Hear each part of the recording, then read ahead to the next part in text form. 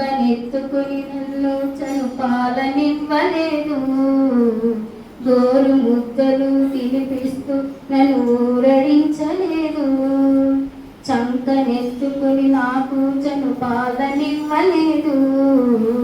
గోరు ముద్దలు తినిపిస్తూ నన్ను ఊరడించలేదు.